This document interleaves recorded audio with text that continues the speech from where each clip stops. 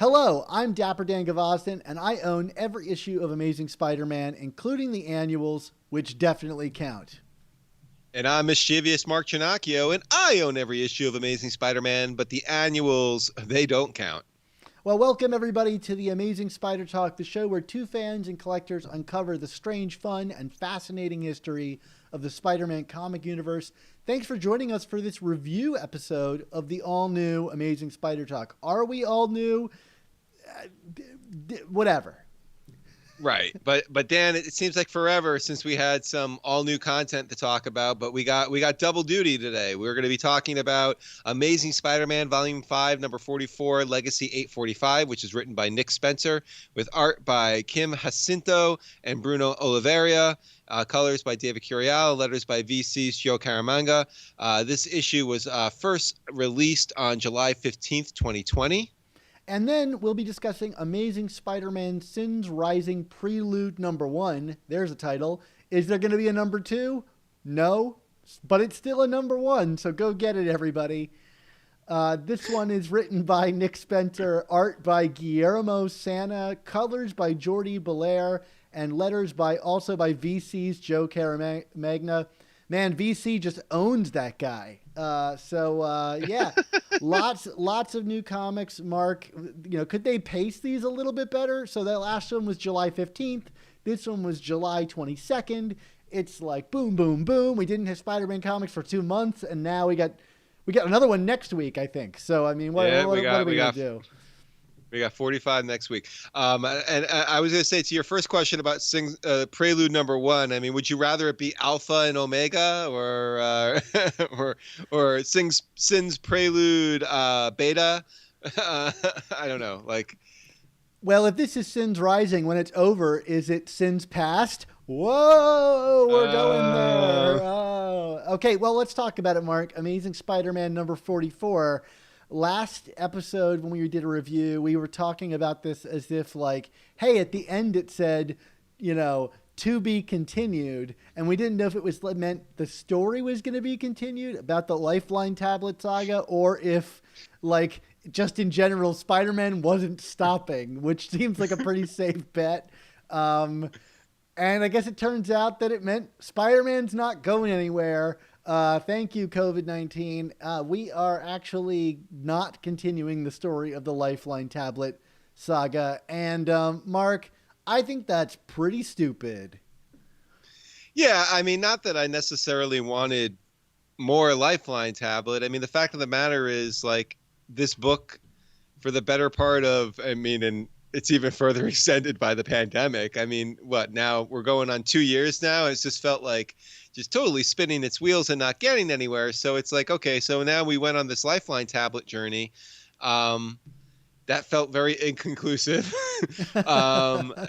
And that's great. And now we seem to be all systems a go on this kind of Kindred / Sin Eater saga, which is clearly intertwined right now, which we'll get into in a moment. But I still feel like we're kind of tap dancing on the circumference of what we as readers, I think, I don't even know if we want it anymore, but at some point they have to give us it, right? I mean, it's just it's gotta come soon, right? I think it was we thought issue 25 might be it. And then as soon as it wasn't it was well, get ready to wait to issue 50. Because that, all intents and purposes, it seems to be that. Except that they just did the solicits for issue 50. And it seems like it's a Green Goblin story. So, what? Yeah. We'll find out, I guess. I mean, hey, maybe issue 100, man. Let's just keep going. Let's just keep pushing. It's kind of, again, everything just feels like the pandemic right now, hey, if we could just shut down for 4 more weeks, we'll get Kindred. Well, no, make that 8 more weeks. Yeah, right. In an alternate what if universe, we've discovered who Kindred is by now. Maybe not. Probably not. We'll never find out who Kindred is. But, yeah, I just thought, man, to have, the recap page here say, that the Lifeline tablet is safe for now was really upsetting. I mean, I don't know whether the for now made it more upsetting, because that promised that it's going to return. And it's not that I don't like the Lifeline tablet, but like literally 2 free comic book days ago. And this free comic book day got canceled, delayed. And then the new free comic book day issue came out like this week, which I thought was actually pretty good. We're not going to talk about it here, but because Mark, you haven't been able to get a hold of it yet. But Yeah, I can't find it. You know, the thing about it is that's where this storyline was started 2 free comic book days ago, and it just kind of got buried underneath Peter getting pet Gog, which isn't continued here. Like, where isn't Gog sleeping at the end of Peter's bed? Apparently not. All right. Yeah. Issue 44. Let's actually talk about the content of this issue. And Mark, I don't think there's really any way to talk about the content of this issue without going, what the hell is going on here, in like, I think a not good way. I think we got to talk about the structure of this book. Yeah, I would say the structure, it's kind of like Inception, but weirder, because it's like we got dreams within dreams and nightmares within nightmares. And even just like the whole issue of where in time are these things happening. Like I got to be honest, like even the stuff early with Overdrive, I was like, wait, is this like a flashback? Is this happening? Is this post Gog, the pet Lifeline tablet? Like it wasn't very clear to me. I mean, am I just being dense in how I read this, Dan? Mark, it's just that you're not looking at it right. It's not about whether the top falls over or not. It's that he didn't look back.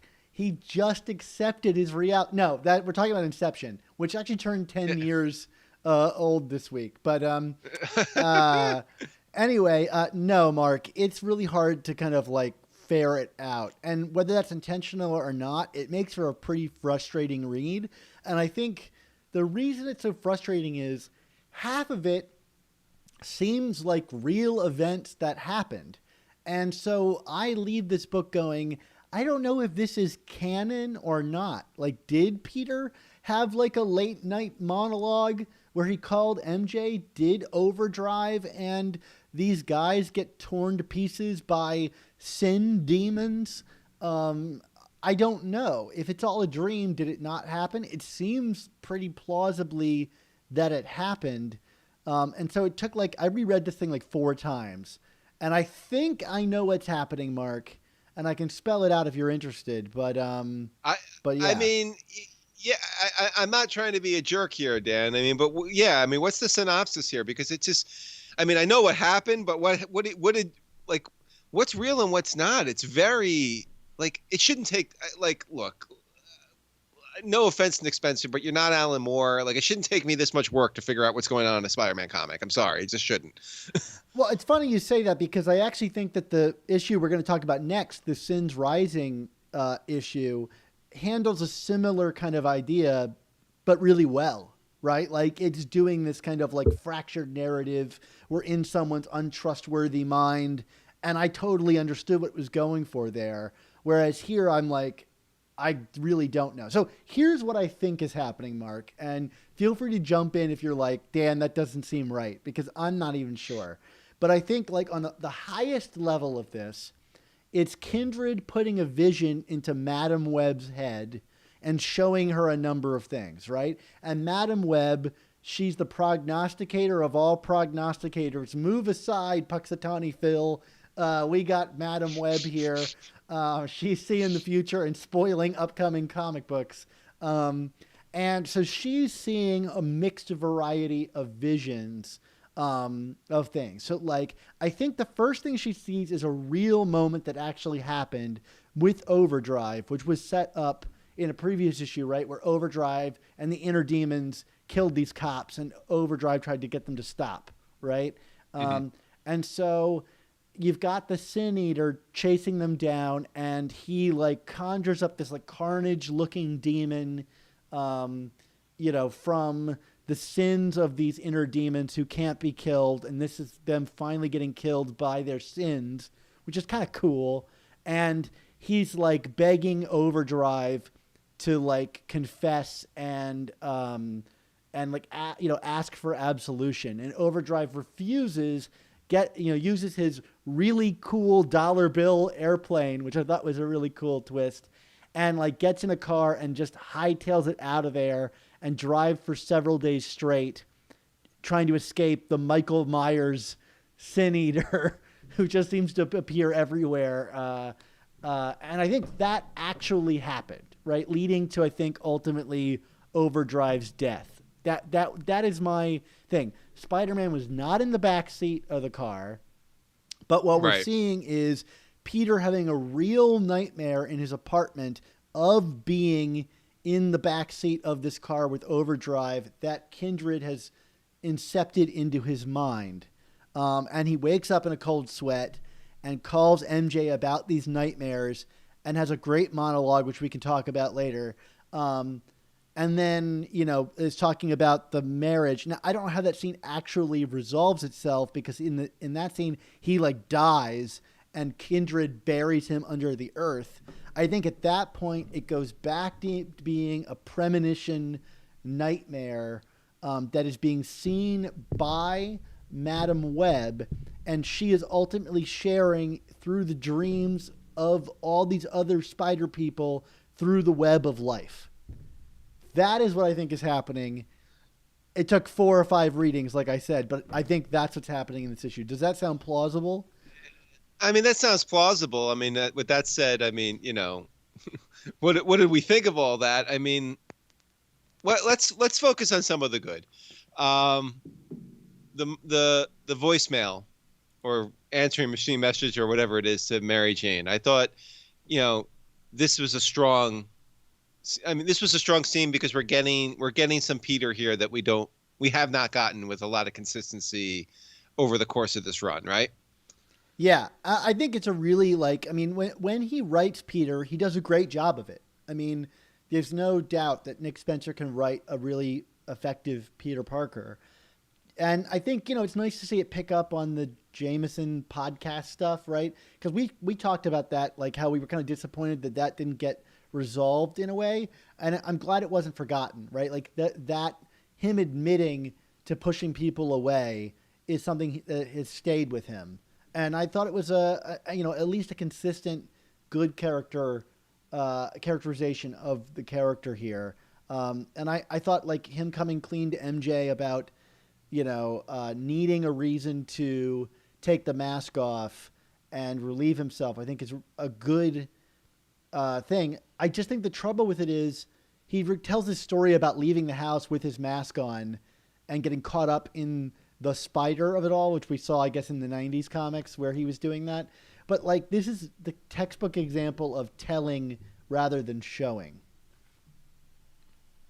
Yeah. In other words, instead of having Peter tell this story, why not show him doing it? It probably would have a far more impact. I agree with that. I mean, just to kind of jump back a second here with this monologue to MJ, I do want to add, like, and maybe this is me being a little rose-colored glasses here, but like, despite how kind of convoluted the whole relationship with MJ has been since they've been reunited. I mean, we've even talked like, is even this a dream? Because like Peter himself over the span of the last few years has kept saying, this feels like a dream. This feels like a dream. And given everything that we're having with Kindred, maybe it is. But I feel like scenes like this do bring forth this idea that Mary Jane is different than the rest in terms of that she is a person. Reality aside, Peter feels that he can bear a part of his soul to that he can't with anyone else. And I like that kind of comes through here. Like, because you don't normally get Peter coming forward to someone like this before, yet with Mary Jane, it feels authentic and sincere. It doesn't feel like, like he's just trying to have a moment. Like, it's like, okay, no, like this is the one person he truly, truly trusts above anyone else. Right. Yeah. I think that's a really good point. Now you've got my wheels spinning about this. It's all a dream thing, which we all know, like short of Dallas, it's probably the worst twist you could pull in a narrative, right? Unless it's really cool. You'd have to really convince me. But now I'm starting to think, now that you said that just now, it's occurring to me like that whole like weird third person omniscient narrator voice that we've got for Peter this whole time. Like maybe there is something to that. Maybe there is a clue in that. You know, I've been kind of knocking Spencer for it because I think it's weird that Peter knows about things he's not present for. But that's kind of how dreams work. You know, that maybe there's something there, Mark. Am I now just like grabbing at things? I don't know if you're grabbing, but I mean, like, you know, like the mainstay consistencies that we have been getting over the course of this run, besides, you know, are callbacks to Captain Stacy's death. That's the first, and then the other is this idea of dreams. I mean, like we've been, you know, like Peter keeps talking about things being like a dream, or we get issues like this, which are dreams within dreams within dreams. Because we've had other issues like that where, you know, I mean, like we had that even during the Craven story where Peter was having these dreamlike premonitions of MJ in distress, which, you know, were not exactly true. But like, so clearly dreams are a thing, you know, like they are being, you know, the it's not even a Chekhovian gun. Like, you know, like this is being very blatantly put in front of us. As is, I think, at this point, the lookout. So how are these two things going to merge at some point? I just don't know. Yeah, I don't know either. I mean, I know that Nick Spencer knows. I don't know that he's communicating it in the best and most intriguing way. Like, I think whether that be because of editorial or whatever, like I just kind of need it to happen now. But you know, it's the kind of thing I wonder how good the twist is going to be that we can look back on these things and it will make coherent sense. And the dream angle is one I teach film to kids and for my day job. And I had to put a moratorium in my class on films they make of it was all a dream or someone was their secret lost brother or whatever. And because those are the most cliched twists that everybody rushes towards. So to pull that off, it would have to be really clever in another way. But yeah, I mean, yeah, there's the idea of like dreams in our chat. Springwell74 is saying dreams and memory combining in a way. And, you know, maybe that's why Kindred looks like their first kiss combined in some way. I think we're like that is the closer read on what is actually going on here than guessing like it's Harry Osborn or whatever. And I think this issue really puts a kind of pin on that, which is like Kindred says, don't ask who I am, ask what I want. And to me, yes, we did get that issue that says like, what's my name earlier on with the Robot Master and all of the Tri-Sentinel robots. But I think we got the name Kindred, but the mystery isn't like, I honestly don't think we're ever going to get a scene where Kindred pulls a mask off and it's a dude's face. I think there's nobody there. I think Kindred is an idea. It's a desire. It's a concept. It's not a person. And I think Nick Spencer is saying that to us in this issue. Yeah, I think that's fair. Of course, like, you know, from a superhero comic standpoint, how do you fight a concept, you know, and is that going to be ultimately satisfying? Like what is the obstacle that Spider-Man has to overcome here? And I still don't think that's entirely clear. No. And Nick Lowe advertised this issue as the issue where Peter and Kindred would come face to face for the first time. And I feel like if this was it, I don't even buy it because I don't even know if that's really happened to Peter or if he was experiencing what happened in this issue. So like to me, like who was looking forward to that moment as advertised on Twitter, I don't think it delivered on that. But, you know, they didn't necessarily promise it in the pages of the comics. So I can't really ding Nick Spencer for that.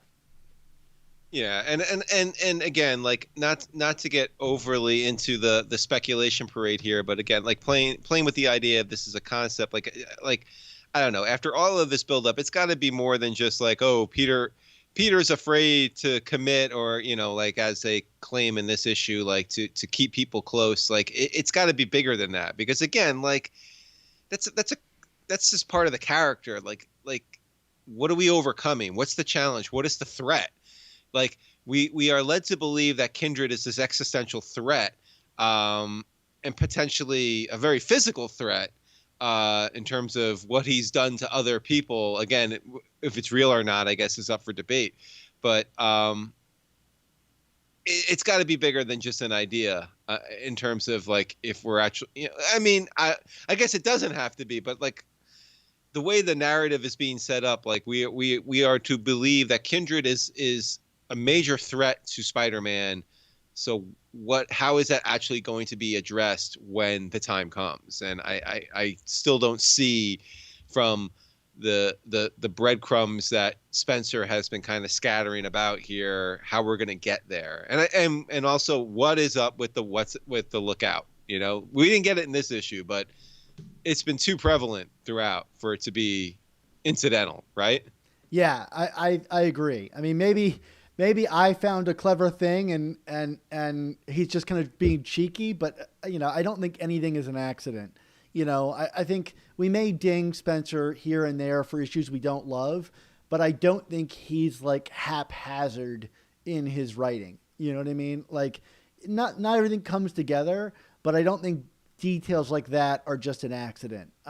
It could be him being cheeky, but I would suspect more in the line of there being a narrative reason. The same way that like Kindred here is triggered in Peter's apartment the minute he starts to talk about proposing to Mary Jane and the ring falls out of his hand. Like if I ever had any doubts about my theory about Kindred being the marriage personified or whatever in some way, or commitment, like you said, I think this issue really lays it, pretty bare. It's like the minute he approaches that subject, his whole world falls apart, and Kindred says, "You're dying," and so on. So, there's really something to it.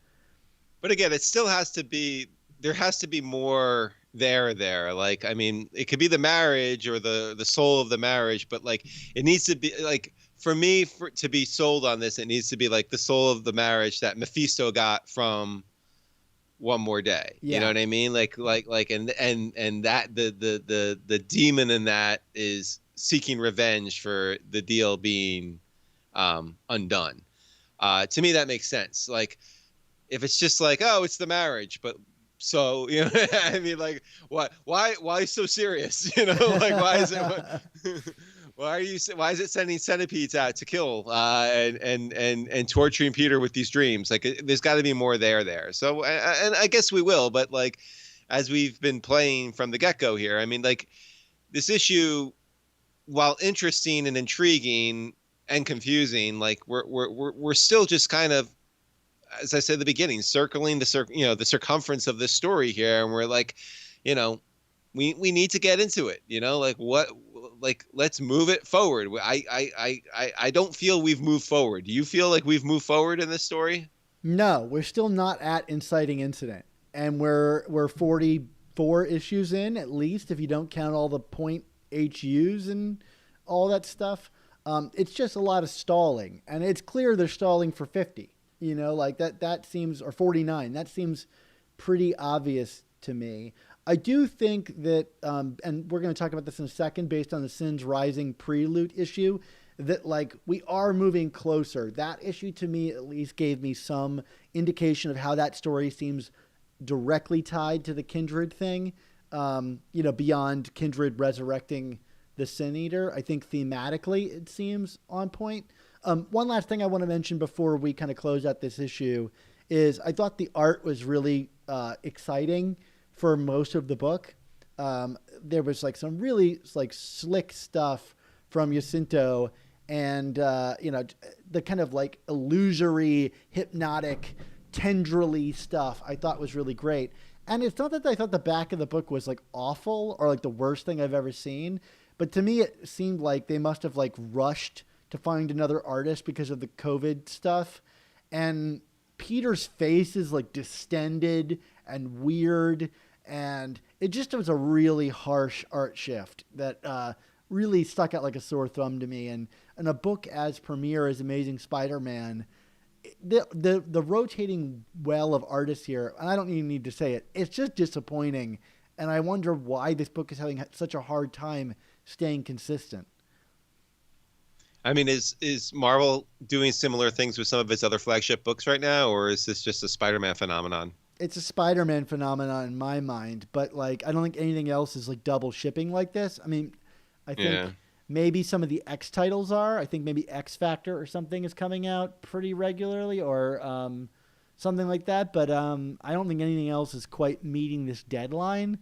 But it's still like if you can't meet the deadline, I feel like we have the two artists that were said to be locked on this book, and they're maybe making up 50% of the title. So I don't know what's going on. Yeah. Oh well. Do we want to do a grade on this, or do we want to wait to the very, very end? No, let's give a grade on this. I'm gonna go with a C minus on this one. Yeah. Yeah. I was going between C or C minus, and usually you're a little more generous than I am, so I'll go to C minus then. So I'm not becoming the optimist here. No, we don't want that. No, no. Well, no, it's not. I shouldn't say it like that. It's my heart was saying C minus, but like you actually kind of were selling me a little more on this. So the fact that you were selling me more and then you're at C minus, I'm like, okay, no, my instinct was right. I mean, look, I think there's a lot of interesting things going on here, but like I think the way it's laid out is so difficult to follow. And I think maybe if I feel ultimately confident that I got it right, like cool, like, you know, some books are fun to piece together. This didn't feel like I was meant to like piece it together. It felt like I was meant to kind of like have an aha moment at the end. And I definitely did not have an aha moment at the end. Yeah. Well, transitioning to something that was a little, I mean, still kind of high-minded, but I feel a little more structurally sound and better executed. Here, let's talk about this Sins Rising prelude a little bit, where we get kind of the reinvention and the reintroduction of Stan Carter, the Sin Eater. Yeah, I mean, this is one of those like the .hu issues, or even the GOG issue, where it's like Nick Spencer fires on all cylinders when he's doing a character that's not Spider-Man. And I'm not saying he can't write Spider-Man, but he like seems to be freed up in a way when he's doing these backstory recap issues, and he really is great at like re-injecting a lot of like pathos and characterization into these characters. Not that like Stan Carter didn't have one before. He's actually a really interesting character, but seeing it kind of all put here and given a little bit more depth with this wonderful artwork, I thought this was a real like slam dunk of a like side story issue.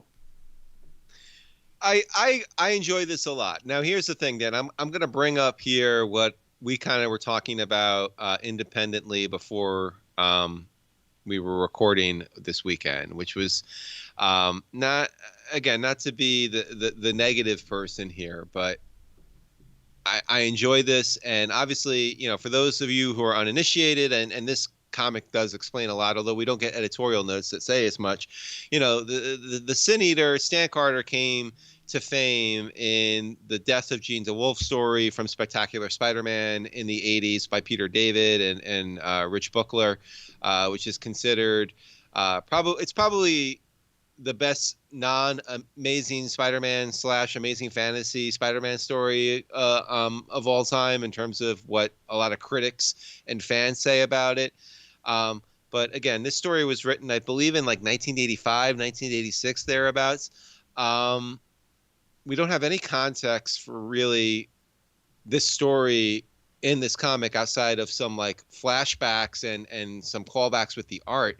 But it's like, there's a part of me thinking, like, as cool as this is, like, we're hardcore fans, we get it, we know what they're referencing here, but like, if you're someone who just came to this book in the last decade or so, like, who gives a crap about Stan Carter and the Sin Eater? And like, you're really not getting that kind of context for the historical importance of this character to Spider-Man. And I feel like that's a major demerit against this entire arc right now. It's just like, like and again, I'm about to rant a little bit here, but like I feel like there's still this part of Spencer where he's creating these stories where like I feel like because he read some stories before he started writing Amazing Spider-Man. And he really liked them, like Kraven's Last Hunt and Death of Gene DeWolf. Now he's like, I want to tell my own version of these stories, which is like cool and admirable, but it's like without the context of like where these stories are from and why they're important and why we're going back, I feel like it kind of misses a beat a bit. And that's just kind of like my whole take on this. As much as I enjoyed it, it's like, yeah, but why after almost 35 years do I care about Stan Carter? Yeah, I don't necessarily disagree with you. I do think that by the end of this issue, the use of Stan Carter is an interesting one.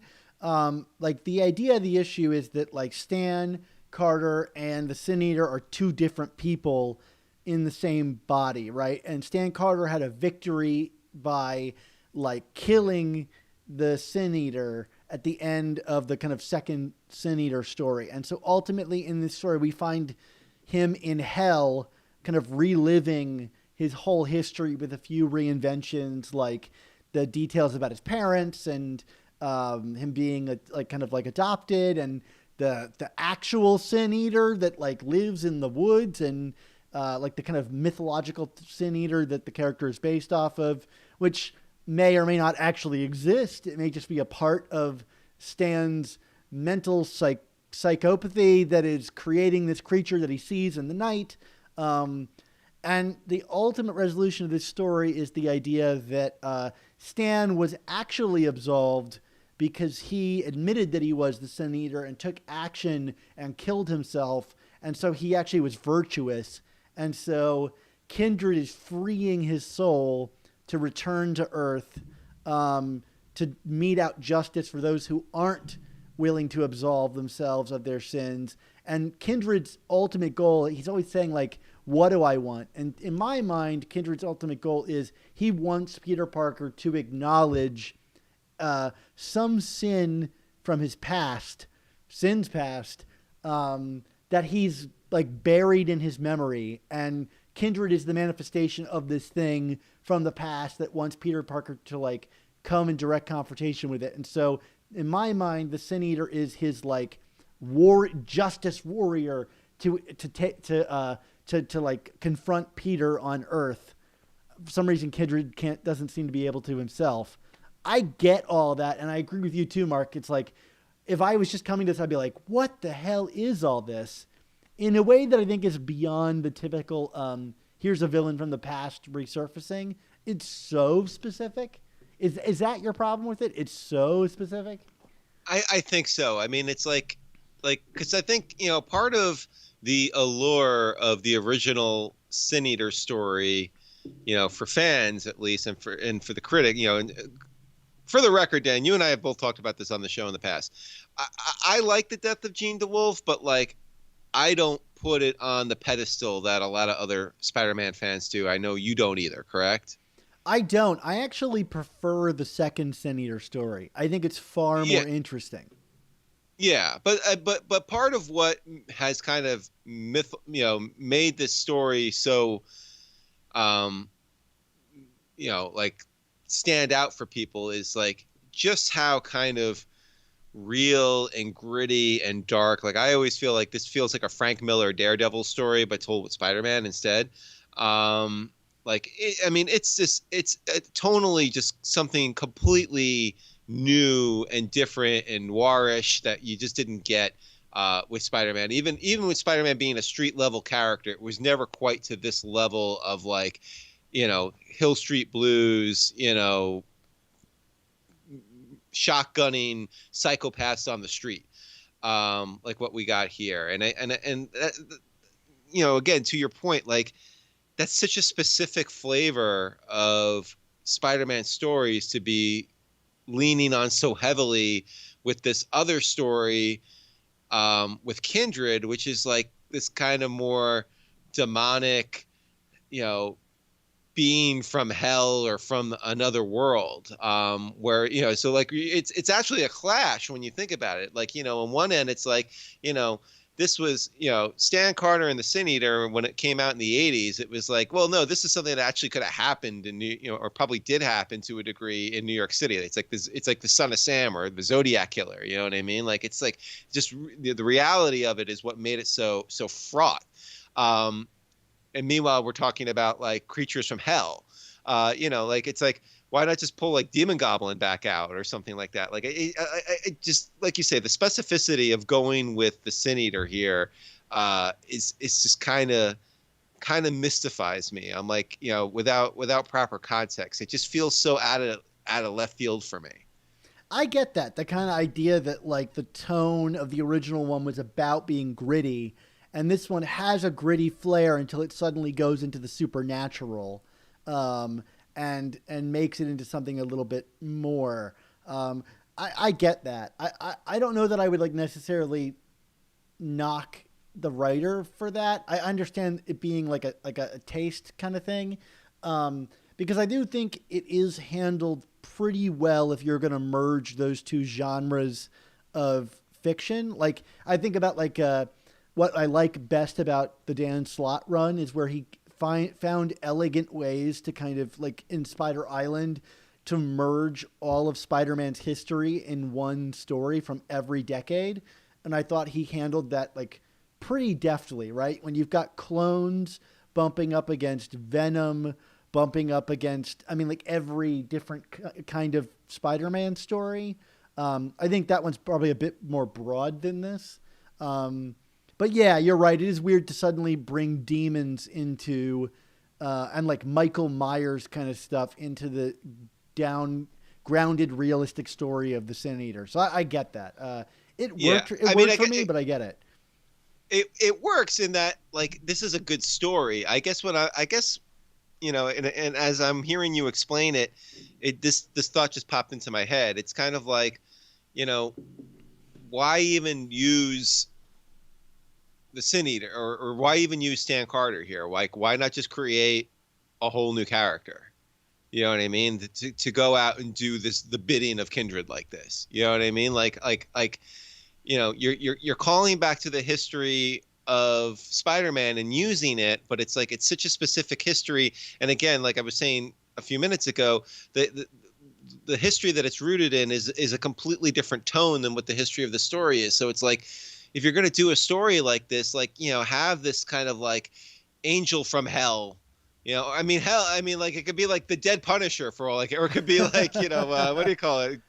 Frank Castle Ghost Rider. But you know what I mean? Like, yeah. Like, I feel like that's what I would almost expect the way this story is told. But no, it's like, no. It's the dude in the ski mask who was wielding the shotgun and killing priests and killing judges and stuff like that in Peter David's Spider-Man. And it's like, it's such a specific flavor to be going for here. And it does kind of diminish it for me a little bit, because I don't quite, there's a dissonance there that I can't wrap my head around. And maybe I'm just being purposely obtuse, but like I would rather not see the Sin Eater. It's like, I'd rather you just create a new character and be like, oh, that's a cool character to come up here to be like the next level here for Kindred. But whatever. I mean, now we're doing fan fiction, and I don't want to get too deep into that. Yeah, well, your point is very well made, Mark, and I totally get it.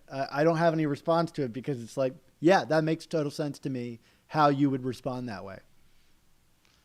Yeah, I'm not trying to bring this conversation to a halt or anything like that. It's just like that's where I'm kind of stuck with this. But I mean, are there other things about this comic you want to talk about that you really dug? I mean, please, I don't want to like be fixated on this. I mean, I did want to make mention of my experience reading the comic, which is like, I think it's really neat how you hit a point where you see this kind of, news coverage, this kind of like fanciful, not real news coverage of Jean DeWolf's death. And then the next page, Jean DeWolf is like at a bar with Stan Carter, just like having a drink, and they're talking about some other murder, which is her own murder. And you're like, what the hell is going on?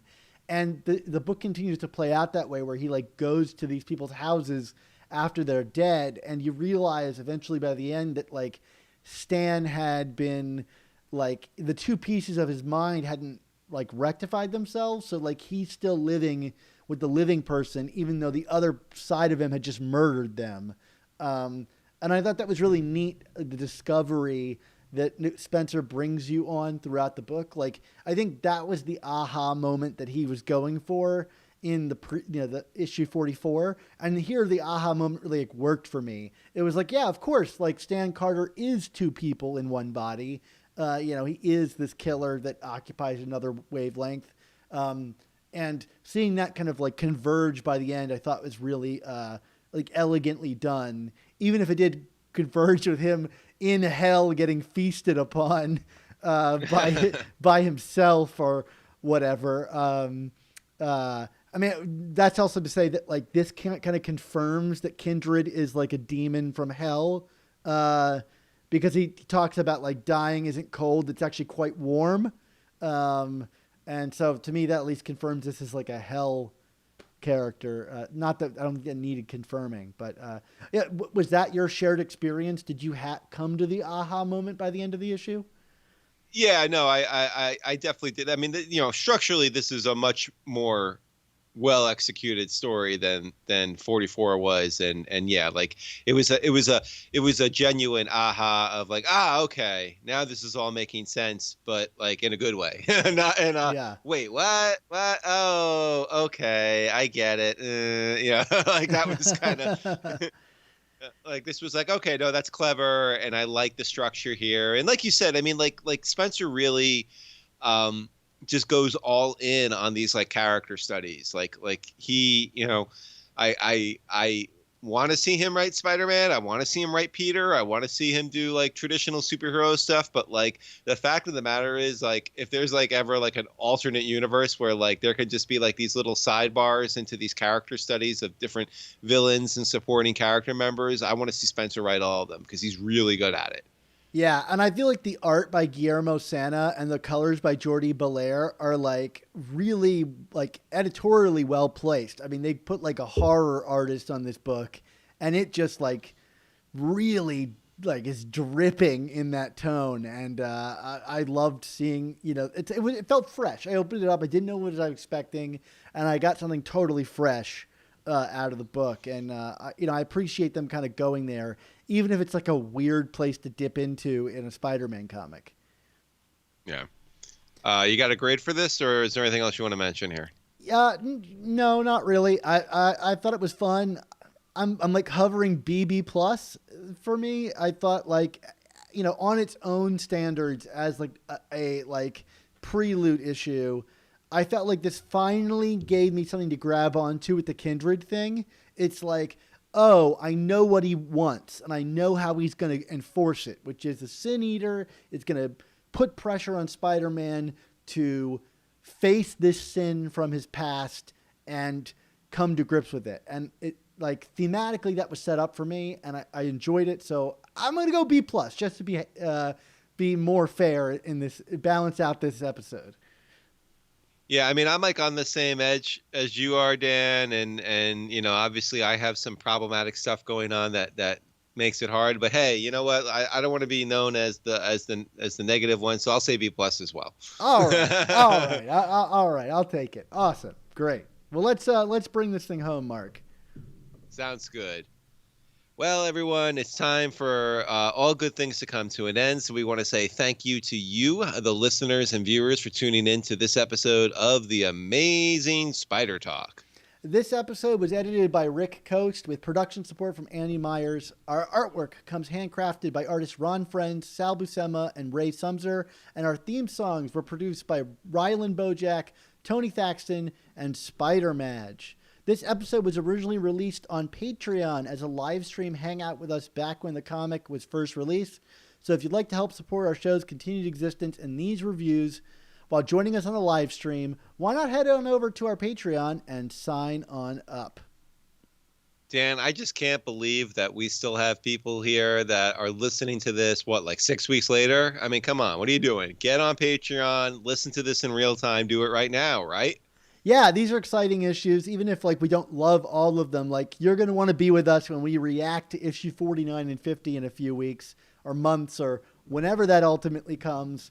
So, like get on board and join us for that big surprise. So, Mark, until Kindred brings back Max Dillon from the dead, what's our motto? That joke feels like it was brought back from the dead, Dan. I love it. Our motto, of course, is with great podcasts, there must also come the amazing Spider Talk. Tangle all the questions and the web's left out to tangle. In 1962, last Wednesday's afternoon, they'll bend your ears with records.